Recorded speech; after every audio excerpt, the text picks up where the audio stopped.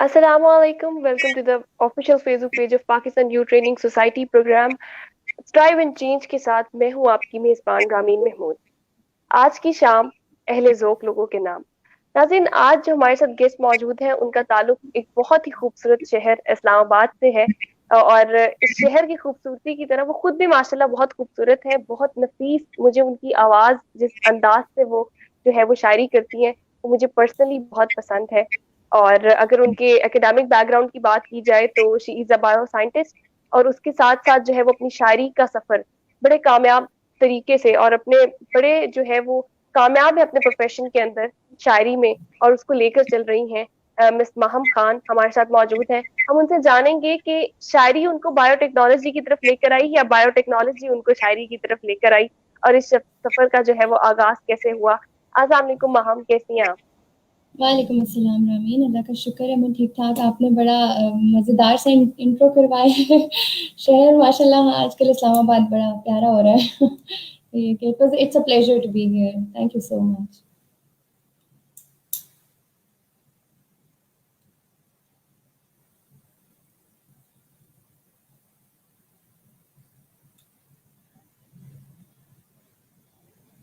Am I audible?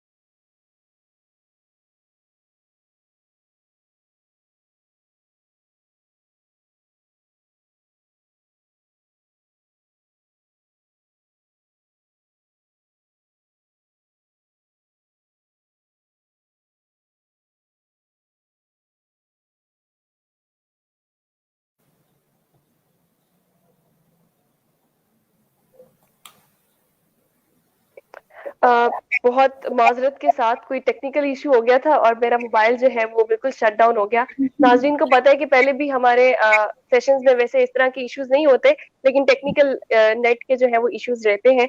तो I have tried कि जल्दी से मैं उसको सॉर्ट आउट करके आऊँ। आई एम सॉरी माहम, आपको इंतज़ार करना पड़ा। अस्सलाम वालेकुम एक दफ़ा फिर से, और ना कैसी हैं आप? मैं अल्लाह का शुक्र ठीक-ठाक। Thank you so much for having me here.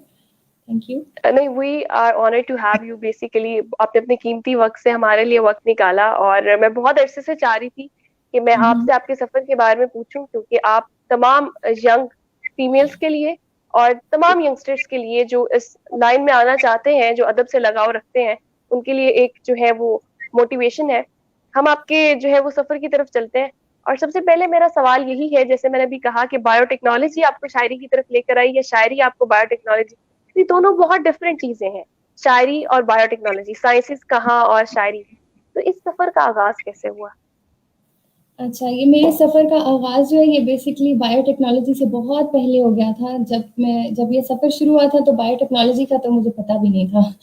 तो मैं बहुत छोटी-सी थी, तो उस टाइम पे कज़िन्स का एक मीटअप हुआ और बस शेरो शायरी का कुछ ज़ौक था कुछ लोगों को, तो मैं हार्डली उस टाइम 10-11 साल की थी। तो उस टाइम पे बस थोड़ा-सा कुछ लिखा शुगल-शुगल में और पता चला कि इट्स एक्चुअली मेकिंग सेंस। तो बाद में वो इवेंचुअली जब उसको री-रीड किया और फिर कुछ और लोगों ने देखा तो एहसास हुआ कि नहीं, अच्छा इसमें शायद कोई वो जरासीम है जो इसको इस तरफ लेके जा सकते हैं। तो लेकिन वही बात है कि हम उस मुआशरे से ताल्लुक़ रखते हैं जहाँ पे कोई ज़रा-सा भी लाइक हो तो उसमें साइंसेज़ पढ़नी होती हैं। तो ये तो ज़हन में भी नहीं था कि हम कोई लिटरेचर भी पढ़ सकते हैं, या हालाँकि मेरी फैमिली की तरफ से प्रेशर ना होता अगर मैं कह देती, लेकिन वही बात है कि हम कह ही नहीं पाते ना। तो बस एग्जैक्टली। साइंसेज़ पढ़ी, बायोलॉजी पसंद थी, जैसे सब समझते थे डॉक्टर बनते हैं वैसे हम भी समझने लग गए कि डॉक्टर बन जाते हैं। तो वो अल्लाह का शुक्र है कि वो साइड उस तरफ मैं नहीं गई, बस ये था कि बायोटेक्नोलॉजी पसंद थी, तो यूनिवर्सिटी लाइफ़ स्टार्ट की इसी फ़ील्ड में। और साथ-साथ शायरी का ज़ौक बस ये था कि मेरे हाथ में जो किताब लगी वो पढ़ ली और इनफॉर्मल तरीके से लिखती रही और पढ़ती रही। लेकिन कभी भी ये एहसास नहीं हुआ कि ये कुछ बहुत मीनिंगफुल चीज़ है, या कभी इवन फैमिली को भी नहीं बताया कि ऐसे हो सकता है। ठीक है। फिर अच्छा मैम, अभी आपने, सॉरी मैंने काट दिया, लेकिन आप आगे चलते हैं सफर की तरफ। अभी आपने एक बड़े मजे की बात की कि आप कजन्स के साथ इस तरह की एक्टिविटीज, तो यू आर वेरी लकी कि आपके कजन्स और आप मिलकर इतनी प्रोडक्टिव एक्टिविटीज के अंदर जो है वो इन्वॉल्व रहे। तो क्या फैमिली बैकग्राउंड में कहीं थी शायरी, या आप सिर्फ वाहिद हैं जो इंटरेस्ट रखती हैं? अच्छा, इस बारे में मैं वैसे थोड़ी-सी प्रिविलेज्ड रही हूँ क्योंकि मेरे फैमिली में मेरे फादर, मेरे ग्रैंडफ़ादर स्पेसिफ़िकली वो लिखते नहीं थे, लेकिन वो लोग बहुत बाज़ौक़ थे। तो उनकी पूरी-पूरी डायरियाँ और बड़े शेर व शायरी, और ओह, बचपन से बड़े होने तक बड़े शेर सुनती थी मैं। तो उससे एक ज़ाहिर है फैमिली में, फिर मेरी मम्मा की साइड भी, तो वो ओवरऑल फैमिली में बाज़ौक़ लोगों की तादाद थोड़ी ज़्यादा थी। लेकिन लिखने वाले नहीं थे, कोई भी लिखने वाले मैं पहली ही हूँ, लेकिन समझने वाले काफ़ी सारे थे। तो वो एक शेर व शायरी की बात जब भी होती थी, तो वो एक मायूब बात नहीं लगती थी, जब फैमिली की कहीं गैदरिंग या इस तरह से कुछ होता था। तो उस हवाले से वो आपकी बात ठीक है कि वो मैं लकी रही हूँ उस हवाले से। ठीक है। तो इसका मतलब कि आपके जो है वो ज़ौक़ आपकी फैमिली में मौजूद था, और फिर आपने हुँ, उसको आगे एज़ अ प्रोफ़ेशन जो है वो उसको। हुँ, अच्छा हुँ, माहम, अभी आपने बात की कि लड़कियाँ जो होती हैं, मतलब अभी आपने बात की साइंसेज़ की तरफ ज़्यादा जाते हैं। हुँ, अच्छा, यहाँ पे एक मेरे ज़हन में ये भी आता है कि जब आपने शायरी का बताया होगा या शायरी करना स्टार्ट की होगी, तो बहुत से ऐसे लोग होंगे, फैमिली शायद सपोर्ट कर रही हो, लेकिन बहुत से ऐसे लोग होते हैं कि लड़की अब हिजर की बात करेगी और लड़की अब जुदाई की बात करेगी, तो वो वाला सिनेरियो आपको फेस करना पड़ा और आपने उसको कैसे टैकल किया? ये आपने बड़ा इंटरेस्टिंग क्वेश्चन पूछा है क्योंकि ये शायरी के साथ एक स्टिग्मा एसोसिएटेड है जो इवन बिल्कुल, लड़कों को भी मुश्किल होता है उसको टैकल करना। बिल्कुल, तो लड़की के केस में, और स्पेशली वो जो एक टीन एज होती है आपकी 13-14 साल वाली, और उस एज में आप एकदम से जुदाई की, मोहब्बत की, एहसासात की बात करना शुरू कर दो। जबकि आपको बिल्कुल, खुद भी अभी श्योर नहीं होता कि ये क्या बातें हैं। आपको बस एक बिल्कुल, गॉड गिफ्टेड सी चीज़ होती है, आपके ज़हन में आ रही होती है और बिल्कुल, आप कुछ भी कह देते हैं। तो वो ज़ाहिर है, मेरी अगर मैं इमीडिएट फैमिली की बात करूँ, मेरे I I come up from a family जहाँ पे मेरे 3 भाई हैं बड़े। तो अब इनिशियली हालाँकि मुझे पता था मुझे सपोर्ट होगी, फिर भी मैंने बड़ा वक़्त लगाया ये बात इज़हार करने में कि मुझे शायरी आ रही है। तो लेकिन ये था कि अल्लाह का शुक्र है जो इमीडिएट फैमिली है उन्होंने तो बहुत सपोर्ट किया, और वो अभी तक भी सपोर्ट, उन्हीं की माशाल्लाह, वज़ह से मैं यहाँ तक हूँ। लेकिन जो एक्सटेंडेड जो लोग होते हैं, आपके सर्कल्स में जो लोग होते हैं, उसमें ज़ाहिर है हर तरह की बात इंसान को सुनने को मिलती है। तो उसका हल यही होता है कि आपको आप अपनी लिमिटेशंस का अगर पता है, तो आप हर प्रोफ़ेशन में एक्सेल कर सकते हैं। इसमें ज़ाहिर है आपको लोगों का काम बातें करना है, अगर आप बातों से बिल्कुल, उन पे असर लेने लग जाएँगे, तो आप अपना कोई भी टैलेंट फ्लरिश नहीं करवा सकते, और ज़ाहिर है शायरी तो फिर ख़ास तौर पे है। तो ये इश्यू मेरे बिल्कुल। साथ आया था। ठीक है। आपने कहा उम्र आपने कोई 12-13 साल की या 14 साल की उम्र में आपने जो है वो, तो वो वाला सफ़र भी बताएँ कि जब आपने पहली दफ़ा लिखी और आपने जब उसको खुद देखा, तो क्या एहसास हुआ, और किस मौज़ू के ऊपर जो है वो आपने पहली अपनी नज़्म लिखी थी या ग़ज़ल लिखी थी? मैंने पहली नज़्म तो ख़ैर काफ़ी बाद में लिखी थी। पहले जो इंडिपेंडेंट अशआर थे वो मैंने मेरा ख़्याल है 9-10 साल की एज में ही, वही जो मैं आपको कॉम्पिटिशन वाला अपनी कज़िन्स वाला बता रही थी, उसी में लिखा। माशाल्लाह, तो वो तो ठीक मोहब्बत है। और जो भी सेंस बन रही थी बारिश के ऊपर, और मोहब्बत और हिज्र, और जो छोटे-मोटे अल्फ़ाज़ उस वक़्त तक सीखे थे। मेरी पहली जो नज़्म थी, कंसोलिडेटेड नज़्म जो थी, वो मैंने लिखी थी एयर ब्लू का क्रैश हुआ था 2011 में ग़ालिबन। 10 अ, में 28 में जुलाई 2011, 10, हाँ, यस, हाँ, उस पे मार्गिला मैं हिल्स, बिल्कुल। बिल्कुल, बिल्कुल। उस पे मैंने अपनी पूरी नज़्म, पहली नज़्म लिखी थी, I was 15 eight that time. तो वो मैंने लिखी, लेकिन वो भी बस एक एहसास था जो एक ज़ाहिर है एक बड़ा एक सानहा था, जिसमें से वो बात बिल्कुल, आई। बस वो पोएम भी मैंने किसी को उस तरह दिखाई नहीं, वो बस एक एहसास था जो अब ज़ाया हो गया, जिसका मुझे बड़ा अफ़सोस भी है कि मैं उसको प्रिज़र्व नहीं रख सकी। लेकिन ये है कि फिर जो अदबी सफ़र फ़ॉर्मली स्टार्ट हुआ, वो मैं यूनिवर्सिटी के तरफ से एक इत्तेफ़ाक़न एक कॉम्पिटिशन में गई थी कॉमसैट्स में।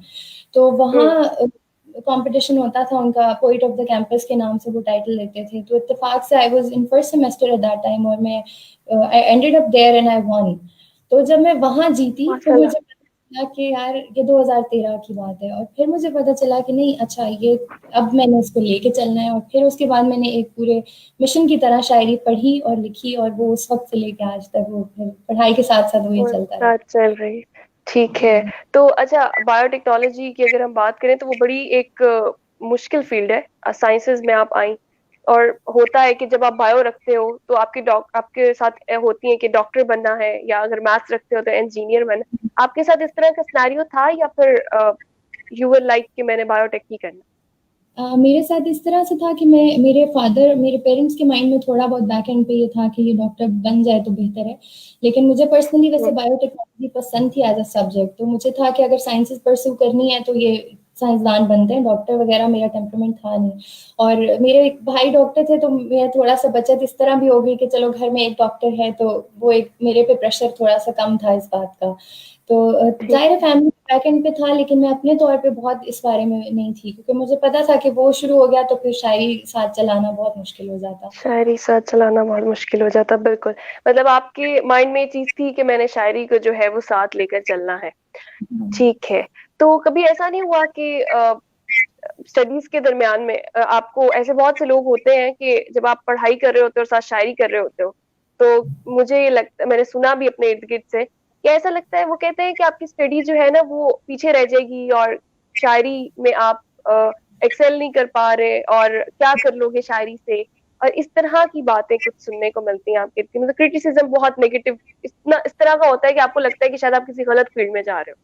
हम्म। तो इस तरह का कभी कोई क्रिटिसिज्म फेस किया हो, या कोई वाकया आप शेयर करना चाहें हमारे साथ या ऑडियंस। बिल्कुल। मैं आपको इस वाक़ये से पहले मैं थोड़ी-सी बात ये करना चाहूँगी, और मैं अपने जो मेरी हमारी जनरेशन के जो लोग हैं, उनको ये एक तरह का मैसेज भी मैं दूँगी कि जब आपको नज़र आ रहा हो कि आपने 2 कोई चीज़ें हैं जिनको पैरेलल लेके चलना है, तो फिर आपको आपके माइंड में ये बात होनी चाहिए कि अब मुझे एफर्ट भी अपनी डबल करनी पड़ेगी। हम ये बिल्कुल। समझते हैं कि हम बस उतना ही टाइम देंगे, हम हर चीज़ बस उतने ही वक़्त में खेल-कूद के साथ-साथ कर लेंगे। ज़ाहिर है, मैं जब लोग मूवीज़ देखते थे, तो मैं बैठ के मुशायरे सुनती थी। पढ़ाई के टाइम पढ़ाई की, बाकी टाइम 2-2 घंटे के मुशायरे सुन रही हूँ या बुक्स पढ़ रही हूँ शायरी की। तो वो आपके ज़हन में अगर एक गोल होता है अपने लिए, अगर आप अपने आप को कहीं देखना चाह रहे हैं, तो फिर आप अपनी एफ़र्ट अपने ज़हन में रखें कि मैंने एफ़र्ट भी फिर उसी उसी हिसाब से करनी है कि मैं 2 चीज़ों को बैलेंस कर सकूँ। बाकी अगर मैं बहुत ऑनेस्ट बात करूँ, तो कई दफ़ा ऐसा होता था कि मैं बैलेंस नहीं कर पाती थी, और हमेशा जो शायरी है उसका पलड़ा भारी होता था और एजुकेशन थोड़ी-सी पीछे रह जाती थी, क्योंकि ऑब्वियसली आपको जिस चीज़ में खुशी मिल रही होती है ज़्यादा, आप बिल्कुल। उस पे बार-बार ज़्यादा फ़ोकस कर जाते हैं। लेकिन ये है कि एक आपके माइंड में होता है कि भई, क्योंकि वैसे भी शायरी के साथ आपको पता है कि ये एक खुशी तो है मेरी, लेकिन ये प्रोफ़ेशन नहीं बन सकता। I can not sustain my life on this, क्योंकि इसके साथ कोई मॉनेटरी गेन एसोसिएटेड नहीं है। तो फिर आप एजुकेशन को साथ लेके चलते हो कि नहीं, मैंने पढ़ना है। बाकी जो एक छोटा-सा एनेक्डोट मैं आपके साथ शेयर कर दूँगी कि मेरे साथ पढ़ाई के ज़माने में अक्सर दफ़ा ये होता था कि मेरा जो पीक शायरी का सीज़न होता था, वही मेरा एग्ज़ाम सीज़न भी होता था।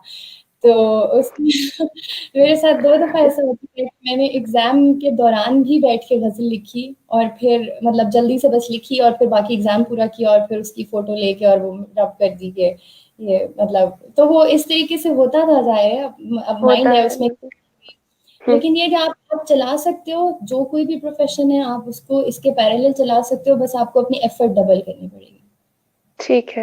मतलब आपको अपनी एफर्ट डबल करनी पड़ेगी। बेशक बेसिकली आपका ये पैशन था शायरी का, हुँ, और आपके अंदर जो जुनून था वो आपको जो है वो यहाँ तक ले आया कि आपने अपनी डिग्री को भी साथ परस्यू किया, लेकिन आपने अपनी ये नहीं छोड़ा, हिम्मत नहीं छोड़ी कि मैंने जो है वो हुँ, शायरी को भी उसी तरह लेकर चलना है जैसे बाकी चीज़ों को मैं, मतलब अपनी स्टडीज़ हुँ, के साथ-साथ। बिल्कुल। आपने कहा कि एग्ज़ाम के दौरान आप लिखती थी। तो यहाँ पे एक चीज़ आप व्यूअर्स को जो है कि वो जो आमद होती है उसका कोई वक़्त नहीं होता, और वो उस कैफ़ियत के बारे में ज़रा बताएँ, वो जब आप लिखने बैठती हैं और वो एक स्पेसिफ़िक किस्म की कैफ़ियत होती है, उसको हुँ, एक्सप्लेन अगर आप कर सकें तो? हाँ, हाँ, बिल्कुल। क्योंकि असल वो में अल्फ़ाज़ में उसको करना बहुत मुश्किल है, तो इसलिए। बिल्कुल। जो लोग लिखते हैं, आप माशाल्लाह खुद लिखती हो, आपको इस बात का अंदाज़ा होगा कि शायरी भी 2 तरीकों से होती है। बाज़ दफ़ा आप किसी ऐसे इश्यू से एकदम से ड्राइव होते हो, और आपकी इंस्टिंक्ट्स में कोई ऐसी बात आती है कि आप उस पे एकदम से कोई बात कह देते हैं, और वो एक पूरी ग़ज़ल बाज़ दफ़ा बन जाती है, इवेंट स्पेसिफ़िक शायरी हो जाती है। लेकिन रूटीन में शायरी या जो शोरा होते हैं, वो हसास लोग होते हैं। वो अलग से बैठ के सोचते नहीं हैं, वो ज़िंदगी के जो ऑब्ज़र्वेशंस होते हैं और जो एक्सपीरियंसेस होते हैं, उसमें वो उनके ज़हन में वो चीज़ बैठती जाती है कि अच्छा ऐसे हो गया, वैसे हो गया, और फिर कोई ऐसा वक़्त होता है जब वो अल्फ़ाज़ जो हैं वो इधर-उधर भाग रहे होते हैं, वो एकदम से एक जगह यकजा होते हैं, और एक पूरी शेर और एक पूरी ग़ज़ल जो है वो आ जाए। बल्कि मुझे इस पे एक शेर किसी का याद आ गया, मैं वो थोड़ा-सा कोट करना बिल्कुल, चाहूँगी यहाँ पे। बिल्कुल, अ, इरशाद। डुबोकर डुबोकर खून में लफ्ज़ों को अंगारे बनाता हूँ, फिर अंगारों को दहका कर ग़ज़ल पारे बनाता हूँ। मेरे हाथों के छाले फूल बन जाते हैं कागज पर, मेरी आंखों से पूछो रात भर तारे बनाता हूँ। तो ये एक शायर वाह। की कैफियत है, और रातों में भी शायरी बिल्कुल। होती है और पेपर्स में भी शायरी होती है। ये कोई इसका कोई वक्त नहीं है, आप इसको किसी भी टाइम पे किसी भी पॉइंट पे करते हो। और मैं जो लिखने वाले हैं उनको मैं ये हमेशा हमेशा ये कहती हूँ, जहन में कुछ आता है उसको सफ़े पे ज़रूर लिखो। आपको वो कितना ही लेम क्यों ना लगे उस टाइम पे, वो कितना ही इमेच्योर क्यों ना लगे, आप उसको बाद में रिफाइन करते हो और आपको एहसास होता है कि यार ये एक ऐसी बात थी जो मेरी ओरिजिनल बात है, और ये किसी और ने कभी नहीं सोची। तो अपनी ओरिजिनलिटी को कागज़ तक ज़रूर लेकर आओ, फिर उसको बाद में बेशक रिफाइन करते रहो। यही मैंने किया और अभी मैं अल्लाह का शुक्र है इसी तरीके से अभी तक भी कर रही हूँ। माशाल्लाह, यू आर वर्किंग ग्रेट। अभी आप जिस तरह चल रही हैं और जिस स्पीड से चल रही हैं माशाल्लाह, वो यंगेस्ट मेरे ख्याल से अगर हम फीमेल पोइट्स की बात करें तो बहुत कम तादाद हमें देखने को मिलती है। और आप माशाल्लाह हमारी यंग जनरेशन में अभी जो है वो एक सक्सेसफुल शायर शायरा सॉरी जो है वो आप अभी हमें नजर आ रही हैं। आगे भी इंशाल्लाह बहुत सी कामयाबियां जो है वो आप समेटें और इसी तरह चलती रहे। अच्छा, यहाँ पर आप मौजूद हो और हम आपसे कोई कलाम ना सुने, ऐसा नहीं हो सकता। तो आपका कोई भी जो पसंदीदा कलाम है, पहला कलाम, मैं आपसे चाहूंगी कि वो आप हमारे नाज़रीन के साथ शेयर करें। मैं इस टाइम पे वैसे कुछ थोड़ी-सी लाइट बात करना नहीं चाह रही, मैं थोड़ा-सा माहौल सीरियस सीरियस करने जा रही हूँ, ताकि आखिर में इसको अच्छी बात। थोड़ा-सा हम कोई कोई लाइट। मसला नहीं। और मैं कोई असल मसला में नहीं। ये पोम अक्सर दफ़ा सुनाती हूँ, और मैं अभी भी इसको इसीलिए सुनाऊँगी क्योंकि ये मेरे एक तो मेरे दिल के बहुत करीब है, और ये मुझे पता है कि ये मेरी जनरेशन, आपकी, हमारी जनरेशन के दिल की आवाज़ है, क्योंकि हम में से बहुत सारे लोग मेंटल हेल्थ इश्यूज़ के साथ कोप अप या तो अभी कर रहे हैं या ज़िंदगी में कभी किया है, और उनको नहीं समझा गया, उनको उनको नहीं जाना गया, उनको नहीं एक्नॉलेज किया गया। मैंने भी अपने किसी ऐसे ज़माने में ये पोएम लिखी है, और इसका मकसद मेंटल हेल्थ इश्यूज़ को ग्लोरीफाई करना या रोमांटिसाइज़ करना नहीं है। इसका मकसद सिर्फ़ लोगों को ये बताना है कि एक एक डिप्रेस्ड आदमी की नज़र से दुनिया कैसी नज़र आती है। तो ये इस हवाले से थोड़ी-सी पोएम है, तो मैं ये सुनाना चाहूँगी। बिल्कुल। वो जब सबको ये लगता है कि ये उजला सवेरा है, मुझे महसूस होता है मेरे आगे अंधेरा है। वो जब सबको ये लगता है कि ये उजला सवेरा है, मुझे महसूस होता है मेरे आगे अंधेरा है। मैं दो रंगों में इस दुनिया के मंजर देख सकती हूँ। मैं शामों की उदासी अपने अंदर देख सकती हूँ। मैं नाबीना नहीं, बस रोशनी का बैर है मुझसे। मुझे लगता है हर अपना भी गोया गैर है मुझसे। मुझे सीधी लकीरों के सिरे उलझे से लगते हैं। मुझे सिमटे हुए कमरे भी कुछ बिखरे से लगते हैं। मुझे सीधी लकीरों के सिरे उलझे से लगते हैं। मुझे सिमटे हुए कमरे भी कुछ बिखरे से लगते हैं। और समाज ठीक है, लेकिन मैं सब कुछ सुन नहीं सकती। बहुत हैं लफ्ज़ भी, लेकिन कहानी बुन नहीं सकती। इबादत में कभी मैं दिल लगाकर रो भी पड़ती हूँ। कई दिन फिर दुआ को हाथ उठने से भी डरती हूँ। जिन्हें खामोशियाँ कहते हैं मुझको शोर लगता है। बताऊं किस तरह हंसने में कितना जोर लगता है। जिन्हें खामोशियाँ कहते हैं मुझको शोर लगता है। बताऊं किस तरह हंसने में कितना जोर लगता है। और मुझे यकसा ही लगते हैं ये जुगनू और कीड़े भी। मुझे पत्थर ही लगते हैं ये मोती और हीरे भी। और मोहब्बत जिसको कहते हैं मुझे अक्सर नहीं दिखती। कभी दिख जाए भी तो खुद मेरे आगे नहीं टिकती। और ये सच है, रोजमर्रा काम अपने कर रही हूँ मैं। यकीन जानो कि हर दिन थोड़ी थोड़ी मर रही हूँ मैं। ये सच है, रोजमर्रा काम अपने कर रही हूँ मैं। यकीन जानो कि हर दिन थोड़ी थोड़ी मर रही हूँ मैं। सरापा कह कहा हूँ मैं, कभी आंसू का दरिया हूँ। कभी महफिल की रौनक हूँ, कभी मैं महवे गिरिया हूँ। मैं लोगों के रवैयों का नतीजा हूँ, नहीं भी हूँ। मैं दुख सहने में खासी बेतरीका हूँ, नहीं भी हूँ। मुझे कहते हैं छोड़ो भी कि सब कुछ ठीक ही तो है। मुझे कहते हैं छोड़ो भी कि सब कुछ ठीक ही तो है। तवज्जो की तेरी जानिब से गोया भीख ही तो है। और किसी की ज़ीस्त में मुझे कहते हैं छोड़ो भी कि सब कुछ ठीक ही तो है। तवज्जो की तेरी जानिब से गोया भीख ही तो है। और किसी की ज़ीस्त में कितना ही मुश्किल मरहला होगा। इबादत का कभी बस शुक्र का ही मशवरा होगा। और ये सच है कि हमें रूहानियत की भी ज़रूरत है, मगर थोड़ी बहुत इंसानियत की भी ज़रूरत है। ये सच है कि हमें रूहानियत की भी ज़रूरत है, मगर थोड़ी बहुत इंसानियत की भी ज़रूरत है। और नहीं, ज़हनों की उलझन देखने से मिल नहीं सकती। नहीं, ज़हनों की उलझन देखने से मिल नहीं सकती। ये पथराई हुई मुस्कान में छुप कर बैठ जाती है। और मोहब्बत की ज़ुबान से जल्द इसका हल निकालो ना, वगरना ये जवां रूहों के अंदर बैठ जाती है। मोहब्बत की ज़ुबान से जल्द इसका हल निकालो ना, वगरना ये जवां रूहों के अंदर बैठ जाती है। Thank you so much. वाह, बहुत खूब। आपने इतने खूबसूरत अंदाज से इसको बयान भी किया, और जो तहरीर है, मैं मतलब ये डिप्रेशन और ये एंजाइटी और इस तरह के जो इश्यूज हैं, ये हम सबके साथ कहीं ना कहीं लाइफ में हम फेस करते हैं पर्सनली, या अपने प्यारों को देखते हैं फेस करते हुए। लेकिन जिस खूबसूरत अंदाज से आपने उस तमाम बात को, और उसके अंदर मोटिवेशन भी छुपी हुई है फिर, कि असल मोहब्बत जो है वो।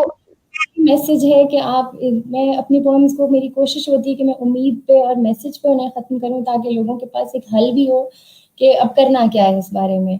तो इसमें भी बस यही मैसेज है कि आपस में जिस लेवल पे मोहब्बत से किसी बात का हल निकाल सकते हैं, तो लोगों को इस फेज़ से बिल्कुल, निकालने की कोशिश की जा सके। बिल्कुल, बहुत खूब महम।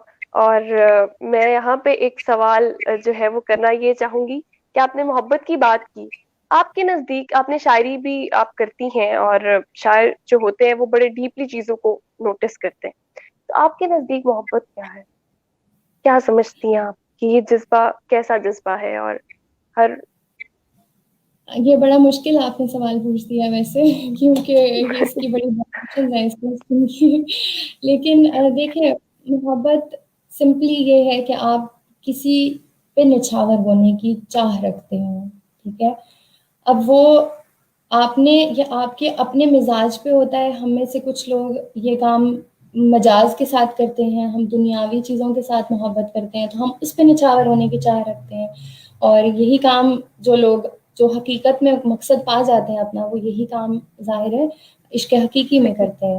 हम्म, तो यही बिल्कुल, मोहब्बत और यही करवा रही है इस वक्त दुनिया से बहुत कुछ। और ये कि बाकी आजकल जो मोहब्बत की डेफिनेशन है, ज़ाहिर है वो बहुत बदल दी गई है। मोहब्बत बड़ी मटीरियलिस्टिक हो गई है, बड़ी डिपेंडेंट हो गई है फैक्टर्स पे। लेकिन इवेंचुअली हर किसी को ज़िंदगी के किसी मकाम पे जाके ये एहसास हो जाता है कि मोहब्बत असल में किसी भी चीज़ से मुबर्रा है और किसी भी चीज़ से ज़्यादा कीमती है। बिल्कुल। बहुत खूबसूरत बात की आपने कि ये इन सब चीजों से बहुत ऊपर की जो है वो बात है, मोहब्बत का जो जज्बा है। मैं ऐसे ही एक्सपेक्ट कर रही थी, मुझे पता था कि आप बड़ा खूबसूरत जवाब देंगी इस सवाल का, तो इसीलिए मैंने आपसे ये सवाल पूछा। आगे बढ़ते हैं। और आपने अपना सफर जो है वो शुरू किया, और आप उसको लेकर चलती रही, बहुत मेहनत भी की, अपनी एकेडमिक्स के साथ साथ इसको आप लेकर चली। क्या, कौन मोटिवेशन था, और कौन सी ऐसी पर्सनालिटी थी जो आपको इंस्पायर करती थी, और आपको लगता था कि मैंने इनके जैसे बनना है? शायर जितने भी हैं उनमें से अगर आप किसी का नाम लेना चाहें, या उनकी पर्सनालिटी को थोड़ा सा बताना चाहें कि मुझे उन जैसा बनना है, और वो आपकी इंस्पिरेशन है। अच्छा, मैं एग्जिस्टिंग शुअरा में से वैसे अपने फेवरेट्स बता सकती हूँ कि मुझे अमजद इस्लाम अमजद साहब और इंडिया से राहत हम्म, इंदौरी साहब मुझे बहुत पसंद थे, वो भी हाल ही में इंतकाल कर गए।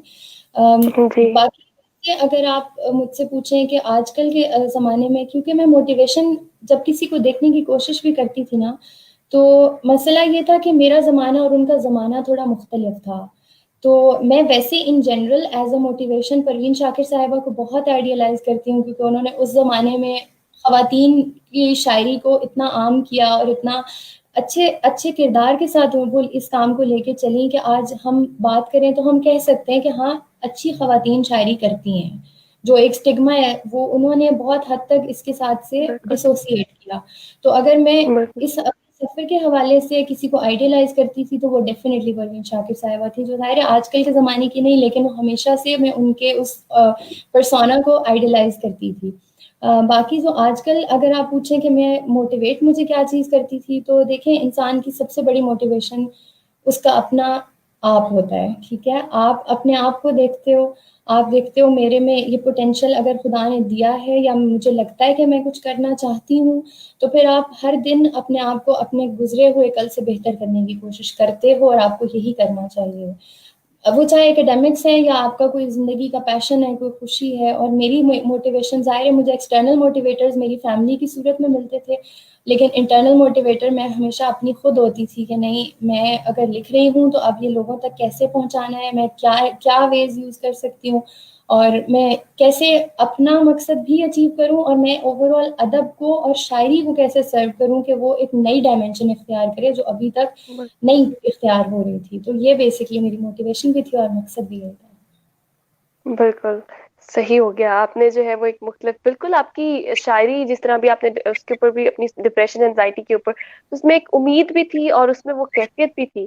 तो मेरे ख्याल से डिप्रेशन और एंजाइटी के ऊपर इससे पहले मैंने, शायद मेरे नॉलेज में नहीं है, लेकिन मैंने इस तरह की इतनी खूबसूरत जो है वो नहीं कलाम सुना। तो अब आपने कहा कि प्लेटफॉर्म के बारे में आप सोचती थी कि किस तरह आप जो है वो प्रेजेंट करें। सोशल मीडिया का बहुत रोल रहा है, जहां तक हुँ, मुझे लगता है आपके उसमें, आपकी जर्नी में सोशल मीडिया का बहुत रोल रहा है, क्योंकि मैं भी बिल आपको बहुत अरसे से सोशल मीडिया पे देख रही हूँ। तो सोशल मीडिया और अब जो शायरी लोग करते हैं और जिस तरह आपने भी, उसके रोल के बारे में बताइएगा, या फिर सोशल मीडिया आपका फर्स्ट प्लेटफॉर्म था या फिर पहले आपने जो है वो कहीं और से आपको मदद मिली अपनी शायरी को लोगों तक पहुंचाने में? अच्छा, ये बड़ा एक अच्छा आपने सवाल किया और मैं चाहती थी कि ये एड्रेस हो, क्योंकि जो मेरे साथ हमारे आपके जैसे और लिखने वाले हैं, उनको एक राह मिल जाएगी और अपने आप को प्रोजेक्ट करने का एक मौका मिल जाएगा। देखिए, बहुत क्रिटिसिज़्म होता है, एक टर्म निकाली गई थी सोशल मीडिया के शायर, ठीक है? बड़ा क्रिटिसिज़्म होता है सीनियर शुअरा की तरफ से सोशल मीडिया के शुअरा के ऊपर, ठीक है?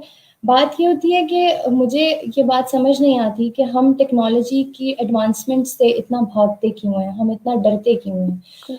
हमें हमें ये क्यों लगता है कि हमें हर चीज़ 10 साल बाद क्यों रियलाइज़ होती है जब हम ज़माने से पीछे रह गए होते हैं। आपने देखा कि जब रेडियो था तो शायरी रेडियो पे आई, अदब रेडियो पे आया, सब चीज़ें रेडियो पे आई, फिर टेलीविज़न पे आया तो टेलीविज़न में सब चीज़ें नशर होना शुरू हुई। अब हमारे जो मिलेनियल्स हैं और जो जेन ज़ी है उनकी टेक्नोलॉजी सोशल मीडिया है, ठीक है? तो बिल्कुल हम क्यों ना इसको यूज़ करें? हम क्यों ना इसको एक एक अपने लिए अपॉर्च्युनिटी के तौर पे यूज़ करें? ठीक है, इसके अपने कर्सेज़ हैं, इसके अपने लिमिटेशंस हैं, इसके अपने कुछ मोरालिटी के स्टैंडर्ड्स हैं जो उतने हाई नहीं हैं शायद जितने कन्वेंशनल चीज़ों के होते हैं। लेकिन अगर आपको पता है कि आप अपने काम को कैसे प्रोजेक्ट कर सकते हो यहाँ पे, आप एक गेम समझ जाओ कि यार अच्छा इस तरह होता है यहाँ पे, तो इससे बड़ी अपॉर्च्युनिटी आज के दौर में कोई भी नहीं है। और मैं स्पेशली ख़वातीन को और जो लड़कियाँ हमारे जैसी और लिखती हैं, मैं उनको एड्रेस ज़्यादा इसलिए करती हूँ क्योंकि फैमिलीज़ की तरफ से एक डर होता है कि यार ह्यूमन कॉन्टैक्ट जितना ज़्यादा होता है, एक खौफ होता है कि हम मुशायरे में कैसे जाएँगे, हम लोगों को जाके कैसे सुनाएँगे, स्टेज पे बैठना, वैसे भी ज़ाहिर है ख़वातीन को इस तरह के इश्यूज़ आ जाते हैं। आपके पास सोशल मीडिया, हर एक के पास फ़ोन है, हर एक के पास इंटरनेट है। अब आपको पता है कि आप अपने काम को किसी से भी कॉन्टैक्ट किए बगैर सिर्फ़ लोगों तक पहुँचा भी सकते हैं और उसमें कोई कोई इसमें मसले की बात नहीं है। और जहाँ तक आपने मुझसे मेरा पर्सनल जर्नी पूछा, तो मैंने भी इनिशियली, क्योंकि मेरे में उस टाइम इतनी हिम्मत नहीं थी कि मैं सोशल मीडिया को समझ सकूँ और फिर इसको इसके थ्रू सब कुछ लेके चल सकूँ। तो मैंने इनिशियली कन्वेंशनल वेज़ से ही अपने काम को चलाने की कोशिश की। क्रिटिसिज़्म भी आता था तो मुझे लगा कि अच्छा शायद नहीं, मैं अभी मुझे लगता है कि सोशल मीडिया, मैं भी उस टाइम इस बात पे कन्विंस हो गई थी कि यार शायद सोशल मीडिया पे शायरी नहीं हो सकती। लेकिन मैंने कन्वेंशनल वेज़ में करने की कोशिश की, मैं मुशायरों में जाती थी, कॉम्पिटिशन्स में अपनी यूनिवर्सिटी के ज़माने में मैं ऑलमोस्ट हर यूनिवर्सिटी जा चुकी हूँ एक ना एक दफ़ा। लेकिन इवन मेरी किताब शाया हुई 2017 में और उस वक़्त तक भी किसी को नहीं पता था कि कोई नई शायरा आई है। मैं अपनी बुक को लोगों तक पहुँचाती थी, मैं उसको सेल आउट करने की कोशिश करती थी, मैं बड़े शुअरा तक पहुँचाने की भी कोशिश करती थी, लेकिन मुझे वक़्त के साथ-साथ इस बात का एहसास हुआ कि कुछ लैक ऑफ इंटरेस्ट भी है और कुछ लैक ऑफ टाइम भी है। अब ज़ाहिर है हम फ़ास्ट फूड वाला ज़माना है, अब हमारे पास वक़्त नहीं है कि हम रात बिल्कुल। में मुशायरा करवा सकें और हम बैठ-बैठ के पूरी-पूरी किसी की किताब सुनें या पढ़ें या इस तरीके से। मेरी बुक हालाँकि अभी भी हार्ड फॉर्म में ही पब्लिश्ड है, मेरी बुक अभी कुछ वक़्त बाकी है, वो अभी भी अवेलेबल है हार्ड फॉर्म में। लेकिन मुझे एहसास ये हुआ कि उसके थ्रू लोगों ने मुझे इतना नहीं जाना जितना अब जैसे ही सोशल मीडिया पे आपको पता है एक वीडियो आ जाएगी, एक गज़ल आपको पसंद आएगी, आप उसको सुन सकते हैं, आप आगे सुना सकते हैं, आप अंदाज़ देख सकते हैं किसी के बोलने का, लिखने का, ये सब चीज़ें अदब के लिए बहुत ज़रूरी होती हैं। अदब में आपका लहज़ा, आपकी आवाज़, आपका अंदाज़ लिखने के साथ-साथ ये सब कुछ उतना ही मायने रखता है। तो अगर लोगों को बिल्कुल। इस समय ये चीज़ डिलीवर हो सकती है और उसमें कोई कबाहत नहीं है, तो फिर मैं औरों को भी ये कहूँगी जो लिखते हैं, अदब का कोई नुकसान नहीं होता ज़्यादा लिखने वालों से। अदब का नुकसान लोगों तक ना पहुँचने से होता है, ज़्यादा लिखने से कभी अदब का कोई नुकसान नहीं हुआ। तो यही मेरा सफ़र भी है और यही मेरे लोगों के लिए मेरा मशवरा भी है कि अगर लिख रहे हो, लोगों तक पहुँचाना चाहते हो, तो सोशल मीडिया से बेहतर कोई प्लेटफ़ॉर्म नहीं है। बिल्कुल, आपने बिल्कुल ठीक कहा कि हम लोग टेक्नोलॉजी को उस तरह से अभी पहचान नहीं पा रहे। हुँ, सोशल मीडिया के जो प्लेटफ़ॉर्म्स हैं वो बहुत ज़्यादा, कोई भी हमारे पास स्किल है, शायरी की है या उसके अलावा कोई भी है, अभी हम लोग सोशल मीडिया के थ्रू जो है वो कनेक्टेड हैं। तो ये सोशल मीडिया जो है ये ज़रूरी है हमें ये पहचानना कि अब जो दुनिया है वो शिफ्ट हो रही है और हमें भी हुँ, हो चुकी है और हमें भी होने की ज़रूरत है। हुँ, आपने लैक ऑफ इंटरेस्ट की बात की, तो मैं उस तरफ आऊँगी कि हमारी नौजवान नस्ल के अंदर अदब से वो मोहब्बत और उर्दू ज़ुबान से स्पेसिफिकली वो मोहब्बत देखने को नहीं मिलती। तो उनके हुँ। बारे में क्या कहना चाहेंगी और किस तरह जो है इसको हम लोग डेवलप करें अपनी यंग जनरेशन के अंदर? देखिए इसमें मैं माज़रत के साथ मैं थोड़ा-सा ऑफ़ेंड करूँगी हमसे पिछली जनरेशन को, क्योंकि जनरेशंस को बिल्कुल। बेसिकली, क्योंकि हम बड़ी रोबोटिक सी दुनिया में आए हैं, हम बड़ी कॉम्पिटिटिव सी दुनिया में आए हैं। हमें मोहब्बत, ब्यूटी, रोमांस, अदब, लिटरेचर इन अल्फ़ाज़ से हम बहुत दूर रहे हैं। सिवाय कुछ चंद लोगों के जिनके घरों में या तो ऐसा माहौल था या वो गॉड गिफ्टेड तौर पे इस तरह से थे, वरना हम बस हमारे कोई कोई आर्ट की बात करें, वो सिर्फ़ लिटरेचर नहीं, वो किसी भी किस्म की आर्ट की बात करें, तो हमें लगता है ये वक़्त ज़ाया कर रहे हैं। हम उसका मकसद पूछने लग जाते हैं, एग्ज़ैक्टली। इसका तुम क्या करोगे? कोई बंदा ये नहीं सोचता कि ये सिर्फ़ किसी इंसान ये जो एस्थेटिक्स होते हैं, ये सिर्फ़ इंसान की खुशी भी तो हो सकते हैं ना, हर चीज़ का कोई मकसद होना ज़रूरी नहीं है। बाज़ दफ़ा वो सिर्फ़ किसी को खुश रखने के लिए होते हैं।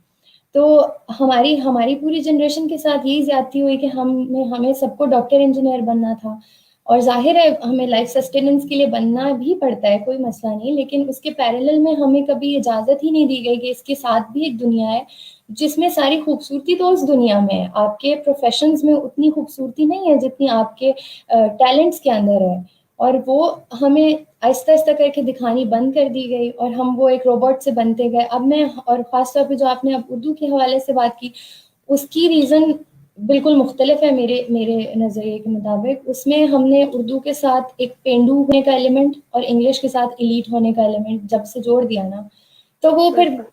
साथ के साथ ही चला गया वो। उसके बाद उर्दू हमें बुरी लगना शुरू हो गई, हमें पसंद भी आ रही होगी तो हम नहीं बोलेंगे महफ़िल में बैठ के। हम उर्दू में हमें शायरी अच्छी आ रही होगी तो हम कोशिश करेंगे हम इंग्लिश में लिखें। मैं अपना आपको बताऊँ, मैंने अपनी पहली पोएम इंग्लिश में लिखने की कोशिश की थी। मैं जब अच्छा। वही 12-13 साल की, क्योंकि मुझे लगा कि यार पता नहीं उर्दू में तो मैं शायद पेंडू लगूँगी कि यार ये उर्दू में लिख रही है। मेरे अपने ज़हन में भी ये बात आई। बिल्कुल। हुँ। लेकिन वक़्त के हमें साथ उस तरह से हमारे माइंड को ट्रेन कर दिया गया। बिल्कुल। बिल्कुल, हमें लगता है कि हर लैंग्वेज की अपनी एक अहमियत होती है। मैं इंग्लिश के बिल्कुल अगेंस्ट नहीं हूँ, ज़ाहिर है दुनिया अंग्रेज़ी पे चल रही है इस वक़्त और मैंने खुद सीखी है, हम सब सीखते हैं, लेकिन उसका ये मकसद हरगिज़ नहीं है कि उर्दू पेंडू है या इवन जो रीजनल लैंग्वेजेज़ हैं, पंजाबी, आपकी कोई भी और लैंग्वेज है, किसी का पेंडू होने से कोई ताल्लुक नहीं है। आपकी जिस लैंग्वेज पे जितनी कमांड हो, वो आप और उर्दू तो ख़ास तौर पे उर्दू हमारी पहचान है, उर्दू तो हमारी आइडियोलॉजी में एम्बेडेड है। अगर आप बिल्कुल। उस पे शर्मिंदा हो तो फिर तो आप बहुत बड़ी ज़्यादती कर रहे हैं अपने साथ ही। तो बिल्कुल। ये थोड़ा-सा हमारे साथ इश्यू हो गया जिसकी वज़ह से हम अदब से ज़ाहिर है जब ज़बान से ही दूर हो गए तो फिर हम मीर और गालिब से भी दूर होते गए और फिर फैज़ और फराज से भी दूर होते गए। तो वो एक सीक्वेंस में होता गया सब कुछ। बिल्कुल, मुझे कभी-कभी ऐसा लगता है कि हमने अपनी पहचान को बहुत पीछे छोड़ दिया। मतलब जिस तरह हम ऑन नहीं करते अपनी ज़ुबान को, अपने अदब को, उन सब चीज़ों को, वो हमें करने की जो है वो ज़रूरत है। टाइम की आपने बात की कि जो है वो वक्त की कमी है। लेकिन माहम, आपने, अगर आपकी ही जिंदगी से मैं मिसाल लूं, तो आपने अपने एकेडमिक्स को भी देखा और आपने अपनी शायरी को भी देखा। तो 24 घंटे के वक्त के अंदर आपने, माशाल्लाह, आप इतनी सक्सेसफुल अब अपना करियर लेकर चल रही हैं। आपने अपनी डिग्री कंप्लीट भी कर ली। तो ये टाइम तो सबके पास एक जैसा होता है। तो आपको नहीं लगता कि जो ये लोगों पे डिपेंड करता है कि उन्होंने अपना वक्त जो है वो किस तरह से यूटिलाइज करना है? असल में आपकी बात बिल्कुल ठीक है, मैं बिल्कुल एग्री करती हूँ। हमने अपनी प्रायोरिटीज़ ना, हमारी तरजीहात बदल गई हैं। हमारे लिए नेटफ्लिक्स का सीज़न देखना भी हमारी तरजीहात में बहुत ऊपर आ गया है कि ये भी देखना है एक दिन में। अगर आपको खुशी मिलती है, मैं उसके खिलाफ नहीं हूँ, लेकिन अगर उससे आपका कोई ऐसा मकसद है जो कॉम्प्रोमाइज़ हो रहा है, तो फिर आपको अपनी तरजीहात पे एक दफ़ा नज़रसानी करने की ज़रूरत है कि आप बिल्कुल। एक दिन में बहुत घंटे होते हैं। मैं आपको बताऊँ, आप यूनिवर्सिटी से आ भी जाएँ ना, तो भी इतना टाइम आपके पास होता है। हम सबको पता है, यूनिवर्सिटीज़ में हमने पढ़ा है, ऐसी भी कोई पढ़ाई नहीं होती कि आपको ये लगे कि यार रोज़ पता बिल्कुल। नहीं ना पढ़ा तो क्या हो जाएगा, ऐसा नहीं होता। हम सबको पता है, हम उसके बीच में से शुगल का टाइम निकालते हैं, आउटिंग्स का टाइम निकालते हैं। अच्छी बात है, गेम्स का टाइम निकालते हैं, लेकिन अगर आप उसके बीच में कोई ऐसा मकसद कॉम्प्रोमाइज़ कर रहे हैं, कोई ऐसा गोल है जिसके लिए आप एक एक्सक्यूज़ क्रिएट किए जा रहे हैं कि मेरे पास वक़्त नहीं है। देखिए, जिस चीज़ से आपको मोहब्बत होती है उसके लिए तो आप वक़्त बनाते भी हैं, ठीक है? तो मुझे शायरी से मोहब्बत थी, तो मैं वक़्त निकालती थी उसके लिए कि मुझे जब दुनिया मूवी देख रही है तो मैं मुशायरा सुन लेती हूँ। तो वो ऑटोमैटिकली शुरू-शुरू में बुरा लगता है, आप किसी के सामने बताने में भी झिझकते हो कि यार अच्छा, मैं तो ये कर रही थी। वक़्त के साथ-साथ जब आपकी स्किल्स पॉलिश होना शुरू हो जाती हैं, तो आपको फिर फ़ख्र होने लगता है अपनी उन्हीं उन्हीं सारी मेहनतों के ऊपर। तो मैं हमारी जनरेशन के सब लोगों को ये कहूँगी कि टाइम बहुत है, लेकिन आप अपनी तरजीहात एक दफ़ा सेट कर लो, तो सब चीज़ें इकट्ठी मैनेज करना। मैं फैमिली के साथ, मैंने हॉस्टल में नहीं पढ़ा, मैं फैमिली के साथ ही रहती थी और मुझे मुझे रिश्तेदारों को भी मिलना होता था, वो भी सब कुछ होता रहा, शायरी भी होती रही। तो ये कोई इतना मुश्किल नहीं होता अगर आपको पता हो कि आप कर बिल्कुल। रहे हो क्या ज़िंदगी में। बिल्कुल, लेकिन आपके अंदर एक लगन होना जरूरी है। आपको खुद की पहचान होना जरूरी है। खुद की पहचान की तरफ आते हैं, लेकिन यहाँ पर मैं चाहूंगी कि आप मजीद अपना जो है वो कोई कलाम हमें सुनाएं, ताकि हम एक दफा फिर जरा उस तरफ जाएं और फिर हम दोबारा अपनी डिस्कशन की तरफ आते हैं। अच्छा, अच्छा, मैं अपनी फ़ेवरेट ग़ज़ल सुनाने जा रही हूँ। मेरा वैसे इरादा नहीं था यहाँ सुनाने का, लेकिन मुझे आप बहुत बाज़ौक़ लगी हो, तो मैं इसलिए वो नज़्म वो ग़ज़ल बहुत। आपको यहाँ सुना रही हूँ, ताकि एक लाइट माहौल भी बिल्कुल हो जाए बिल्कुल। और आपको भी बिल्कुल। एक अपनी पसंद की एक चीज़ सुनाने का मुझे मौका मिले। जज़ाकल्लाह। नवाज़िश।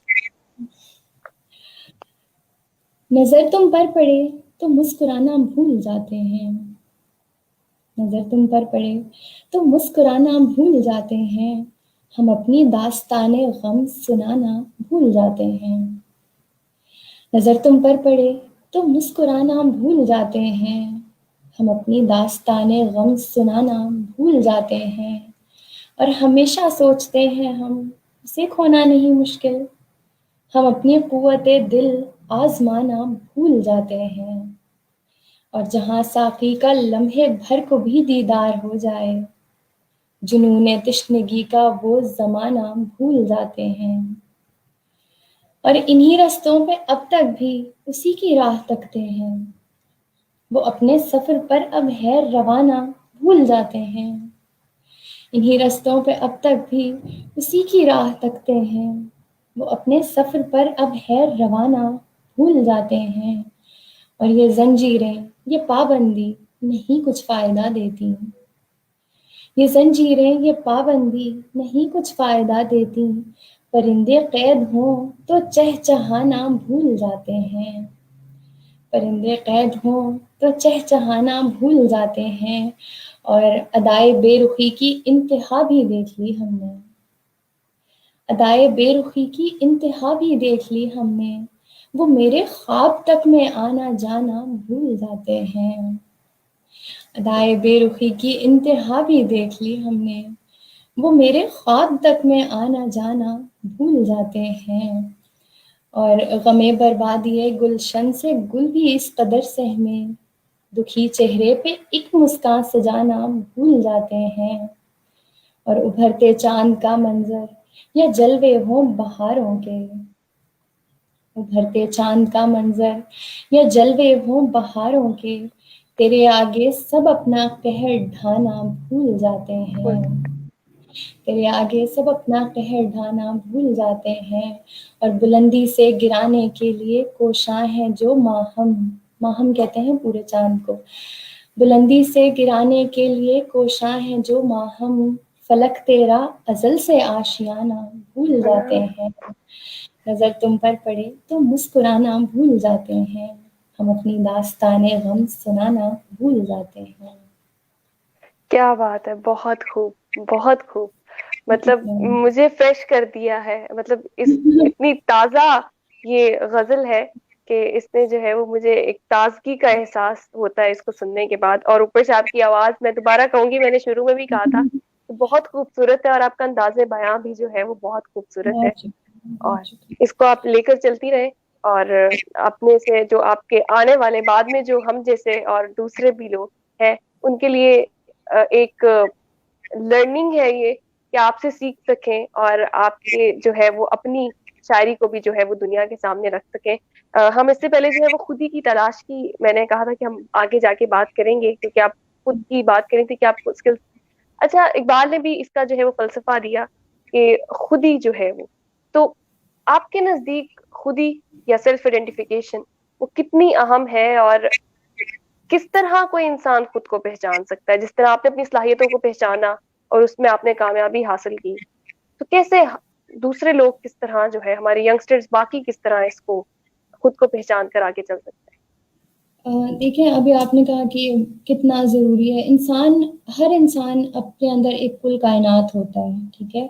वो एक किसी शेर का मिसरा है कि हर शख्स सानेहा है, हर ज़ात एक कहानी है, ठीक है? तो हर इंसान का वाक़ई ये हिसाब है कि, और हर इंसान को अल्लाह ताला ने वही बात है, अगर किसी ने इकबाल को थोड़ा-सा भी पढ़ा हो तो उसको इस बात का वहीं से पता चल जाता है कि अल्लाह ताला ने हैं? आपको किसी वजह से इस दुनिया में भेजा है, ठीक है? हर शख्स ठीक है शायरी नहीं कर सकता, हर शख्स कुछ और करने के लिए इस दुनिया में आया हो सकता है। अभी मुझे देख के मैं हर शख्स से ये एक्सपेक्ट नहीं करूँगी कि वो शायरी करने लग जाए या कुछ भी। मैं अगर अपनी बात करूँ, मैंने बहुत छोटी एज से ही, मुझे नहीं पता था कि आगे मैं क्या करूँगी, लेकिन आपकी सोच का सफ़र कभी थमना नहीं चाहिए। आप बहुत छोटी उम्र से ही, ठीक है, शुगल मेला ये वो सब चीज़ें अपनी जगह होती है, लेकिन आपका एक जो अपनी ज़ात पे गौर-व-फ़िक्र होता है ना कि मैं ठीक है, मैं उठी, मैं सो गई, ये मेरी ज़िंदगी नहीं हो सकती, या मैं उठी, मैंने नमाज़ पढ़ी, खाना खाया, मैं सो गई, ऐसे नहीं हो सकती आपकी ज़िंदगी। या इवन आपने बीच में पढ़ाई भी अगर की है, तो आपकी पढ़ाई का क्या मकसद है? आप आए क्यों हो? आप क्या कर रहे हो? आप किसको सर्व कर रहे हो? आप उससे क्या फ़ायदा गेन करना चाह रहे हो? अब मुझसे, अगर मैं अपने सफ़र से, क्योंकि आपने कहा कि मैं अपने हिसाब से कुछ बताऊँ, तो बिल्कुल। मैं अपनी शायरी को मेरी कोशिश ये है कि मैं किसी को कॉपी नहीं कर रही, मैं किसी के जैसा नहीं बन रही। मेरा मकसद ये है कि मेरी जनरेशन के लोगों के एहसासात को आवाज़ मिल जाए।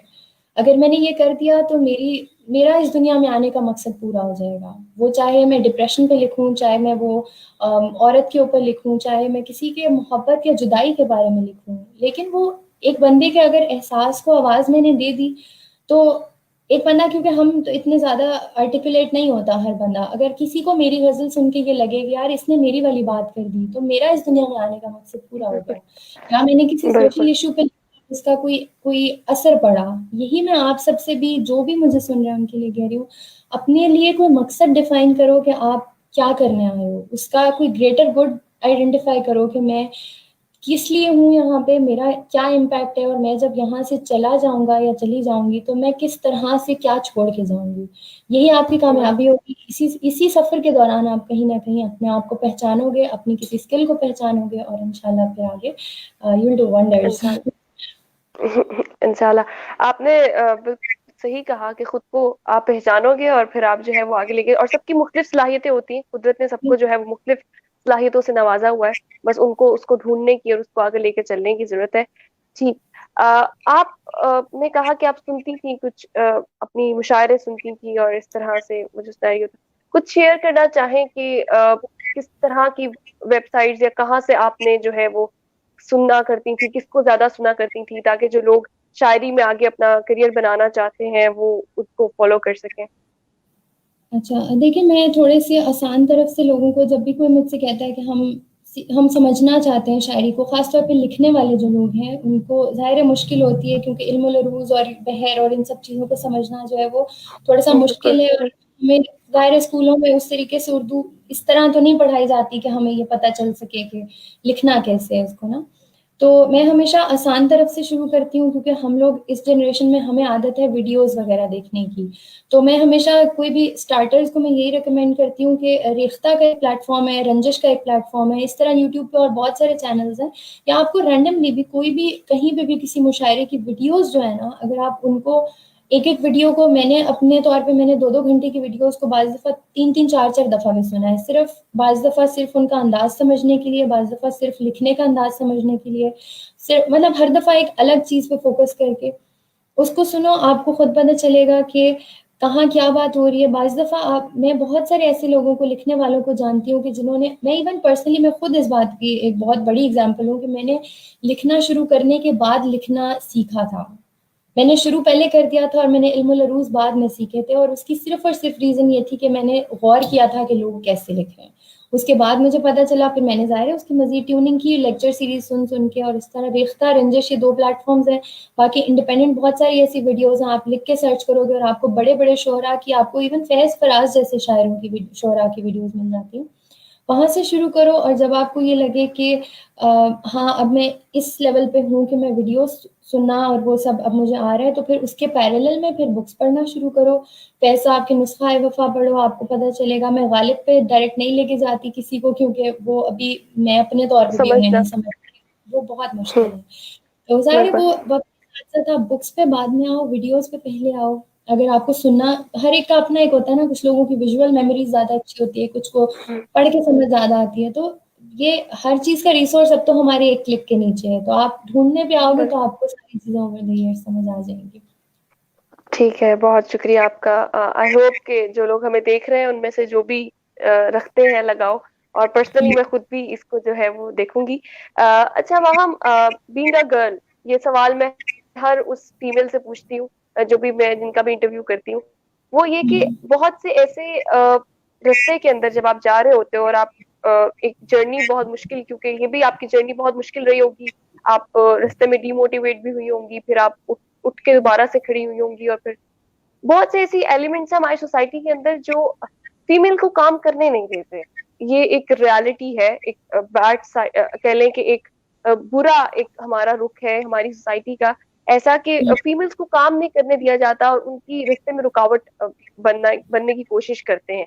डायरेक्टली नहीं, लेकिन इनडायरेक्टली बहुत सी ऐसी हुँ। चीजें होती हैं। तो उसको क्या कहना चाहेंगी कि उसको किस तरह टैकल करे कोई भी फीमेल किसी भी फील्ड से ताल्लुक रखती है? और क्योंकि मेंटली भी आप स्ट्रेस में आ रहे होते हो चीज़ों को देखते-देखते, बार-बार जब आप अ, जा रहे होते हो बाहर काम करने निकलने के लिए, आपकी इंटेंशंस कुछ और होती हैं, आपको कुछ ऐसे लोग मिल जाते हैं और इस तरह से। तो उनके लिए क्या मैसेज है फीमेल्स के लिए, और कैसे टैकल जो है इसको किया जा सकता है? अच्छा, ये आपने बड़ी इम्पोर्टेंट बात पूछी है, क्योंकि मुझे पता है हमारी हमारी जनरेशन वाली सारी लड़कियाँ इसी मसले से गुज़र रही हैं। देखिए, मैं फीमेल्स के ज़ाहिर है इस मसले को एक्नॉलेज करती हूँ, लेकिन मैं थोड़ी-सी जनरल बात से इसको स्टार्ट करूँगी कि जो भी कोई मुझे लड़की इस टाइम सुन रही है, या कोई लड़का भी इवन सुन रहा है, आपके लिए कोई भी बंदा रास्ता खाली नहीं छोड़ेगा, ठीक है? आपको अपना बिल्कुल। रास्ता बनाना पड़ेगा, आपको अपने लिए वेज़ ढूँढने पड़ेंगे, आपको ज़ाहिर है देखो, हम जिस माशरे में अभी रह रहे हैं, हम एक दिन में इसको नहीं बदल सकते। मैं अभी अकेली निकली हूँ, मुझे अब आप मिली हो, अब हम 2 हो गए हैं, ठीक है? अभी आइंदा हमें कोई और बिल्कुल। मिलेगा। हम अभी अभी अल्लाह। हम शुरू करेंगे और हम 3-4 नस्लों के बाद शायद इसको बदल सकें, ठीक है? लेकिन बिल्कुल। आपको कहीं न कहीं से निकलना पड़ेगा। मुझे जब कन्वेंशनल तरीकों में डेंजर नज़र आया, तो मैंने मैंने तरीका बदल लिया, ठीक है? आप अपना सफ़र रोको नहीं कहीं पे भी, ठीक है? आपको दुनिया नीचे गिराएगी, 10 दफ़ा गिराएगी, आप 10 दफ़ा खड़े हो, ठीक है? पता है मुझे कि मुश्किल है, आपके ज़हन में गुस्सा आता है कि यार हमें ही क्यों गिरा रहे हैं, ठीक है? लेकिन आपके क्यों से कोई फ़र्क नहीं पड़ेगा। आप क्या करोगे उसके बाद, उससे फ़र्क पड़ेगा। आप अपना हक मानने के लिए एहतजाज करो, आप मार्च करो, आप जो भी करो, वो पैरेलल में करते रहो, लेकिन अगर आपकी एफ़र्ट में कमी आ रही है, अगर आप ऑन ग्राउंड कुछ कर नहीं रहे उसके लिए, अगर आप अपने तरीके को बदल नहीं रहे, आप दुनिया के हिसाब से उसको ट्यून नहीं कर रहे, तो आप माशाल्लाह, आप खुद इस बात की एग्ज़ाम्पल हो, आप माशाल्लाह एंकर हो, ठीक है? आपको कोई नहीं रोक सकता कुछ करने से। मैं अगेन बिल्कुल। सोशल मीडिया पे आऊँगी कि सोशल मीडिया इतनी बड़ी हकीकत है आज के ज़माने की कि जिसकी ज़िंदगी में जो हिंड्रेंस आ रही है ना, वो इवन उसको एक्सपोज़ भी कर सकता है सोशल मीडिया पे जाके। सोशल मीडिया सिर्फ़ इस बिल्कुल। बात का प्लेटफ़ॉर्म नहीं है कि आप उस पे, अब मैं फॉर एग्ज़ाम्पल आज शायरी कर रही हूँ, अगर मुझे कहीं कोई ऐसी हिंड्रेंस अब आती है, तो अब एक कोई बंदा मेरे साथ वो करते हुए 20,000 दफ़ा सोचेगा कि यार अब ये मुझे एक्सपोज़ करेगी, ठीक है? तो एग्जैक्टली। ये बड़ी अपॉर्च्युनिटी है। मैं ख़ास तौर पे लड़कियों को ये बात ज़्यादा इसलिए कह रही हूँ क्योंकि आपको अपना रास्ता बनाने के लिए अपने रास्ते खुद ढूँढने पड़ेंगे। कन्वेंशनल तरीकों से हो जाता है तो बहुत अच्छी बात है, मुआशरा आहिस्ता-आहिस्ता चेंज होने की तरफ अल्लाह करे कि आए, तो ज़ाहिर है एक बहुत अच्छा इंशाल्लाह। मुआशरा हर किसी को चाहिए, लेकिन मैं एक आइडियलिस्टिक दुनिया की तरफ लड़कियों को कभी भी नहीं लेके जा सकती। मैं उन्हें ये नहीं कहूँगी कि आप जब बड़ी होगी, मेरी छोटी कज़िन्स बहनें वगैरह उन सबको मैं ये कहती हूँ कि आपके लिए दुनिया आसान नहीं होने वाली। आपको अपनी दुनिया खुद से बनानी पड़ेगी आसान। आपको खुद से, हमारे एक बहुत बड़ा प्रॉब्लम ये होता है कि जी लड़कियों की शादी हो जाती है और उनके ख्वाब वहीं के वहीं अधूरे रह जाते हैं, ठीक है? सबसे बड़ा प्रॉब्लम यही आता है, हमारे पैरेलल कितनी लड़कियाँ होती हैं कि वो जैसे ही उनकी ज़िंदगी में इस किस्म का डिसीजंस वाइज़ली करो, ठीक है? गलत फैसले होते हैं, सबसे होते हैं, ठीक है? लेकिन अपने लिए आपको सबसे बेहतर खुद पता होता है कि आपका रास्ता कैसे बनेगा। और जैसे-जैसे आप बिल्कुल। अपने आप में पैशन सेट रखते हो, आप अपनी लिमिटेशन सेट रखते हो, आपको अच्छे लोग भी मिल जाते हैं, आपको सपोर्टिव लोग भी मिल जाते हैं। आप उन पे फ़ोकस करो जो सपोर्ट कर रहे हैं, उनको थोड़ी देर के लिए छोड़ दो जो नीचे गिरा रहे हैं। तो इंशाल्लाह there will be a time जब आप अपना कोई ऐसा रास्ता बना लोगे जो कभी किसी ने देखा ही नहीं होगा, तो कोई आपको वहाँ से नीचे कैसे गिरा सकेगा? तो ये मेरी सब बिल, लड़की के लिए एडवाइस है। बिल्कुल। बहुत अच्छी एडवाइस है आपकी। बिल्कुल सही कहा आपने कि ऐसा किसी के लिए भी रास्ता नहीं होता कि जब वो एक मंजिल की तरफ जा रहा होता है तो उसको रास्ते में मसले आते हैं। वो एक बुक मैंने पढ़ी तो उसके अंदर भी लिखा हुआ था, यहाँ पे मैं कोट करना चाहूंगी कि जो सक्सेस का रास्ता होता है ना, वो सबसे ज्यादा पेनफुल रास्ता होता है। और हम बिल्कुल, लोग सिर्फ सक्सेस को देख रहे होते हैं, हम उसको भूल जाते हैं। लेकिन वो हमें उससे गुजर के ही, वो सोना और कुंदन वाली जो एक मिसाल है, तो वो आपको बिल्कुल, जब, आप तभी बनते हो जब आपको जो है ना वो अच्छी तरह आप रास्ते में पूरे उस पेनफुल प्रोसेस से गुजर गए, फिर आपको जो है ना डेस्टिनेशन वो दिखाई देना शुरू होती है।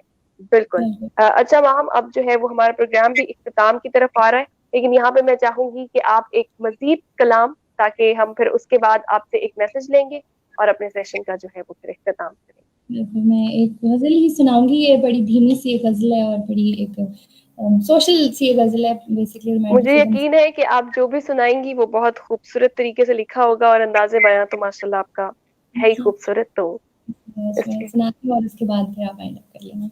इरशाद। ये सब कुछ जानते हैं, पर ये सच्चाई से डरते हैं। ये अपने भेद खुल जाने की रुसवाई से डरते हैं। ये सब कुछ जानते हैं, पर ये सच्चाई से डरते हैं। ये अपने भेद खुल जाने की रुसवाई से डरते हैं।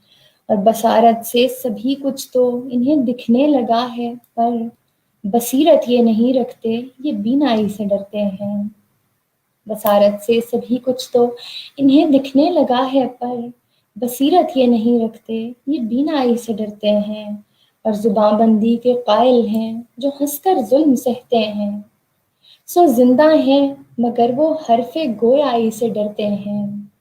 और यहाँ हर एक को खतरा है, सभी मशकूक हैं इतने। उजालों में भी एक दूजे की परछाई से डरते हैं। यहाँ हर एक को खतरा है, सभी मशकूक हैं इतने। उजालों में भी एक दूजे की परछाई से डरते हैं। और न लहजों की ये सर्दी ही गवारा है हमें, लेकिन मोहब्बत जैसे जज्बों की भी गरमाई से डरते हैं। न लहजों की ये सर्दी ही गवारा है हमें, लेकिन मोहब्बत जैसे जज्बों की भी गरमाई से डरते हैं। और जुनूने इश्क में पिन्हा अजियत से नहीं डरते। जुनूने इश्क में पिन्हा अजियत से नहीं डरते। हम इस ज़ोरे मोहब्बत की मसीहाई से डरते हैं। और जवानी में ये इंसान ढूंढते हैं गोशाए तन्हा। जवानी में ये इंसान ढूंढते हैं गोशाए तन्हा। और बुढ़ापा हो तो ये वैसी ही तन्हाई से डरते हैं।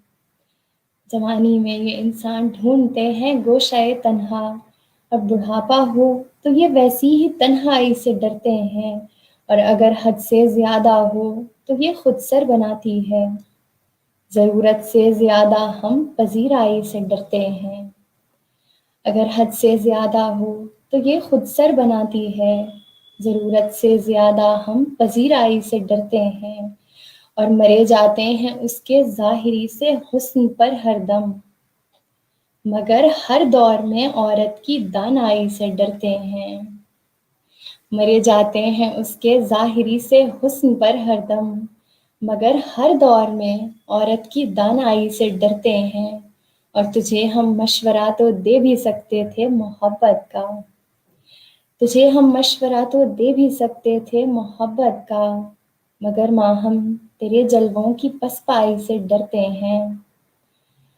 तुझे हम मशवरा तो दे भी सकते थे मोहब्बत का, मगर माँ हम तेरे जलवों की पसपाई से डरते हैं।